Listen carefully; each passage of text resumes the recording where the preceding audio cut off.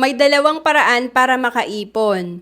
Una is pagka-receive natin ng income natin, binabawas agad natin yung mga gastos natin. Bahala na kung may maipon. Madalas pag inuna natin yung mga gastos natin, wala na talagang natitira dito o kaya negative pa. Or halimbawa, natira mo 1,000 pesos or 2,000. Pumunta ka lang sa mall, sigurado ubos yang 2,000 pesos mo. Or kahit na mag-online ka, mas lalong ubos kasi nag-Shopee ka, nag-Lazada ka. So, ang gawin natin, palitan lang natin tong traditional na ginagawa natin. Ang gawin natin is yung prosperity formula. Pay yourself first. Unahin mo yung savings mo. Ang recommended is 20%.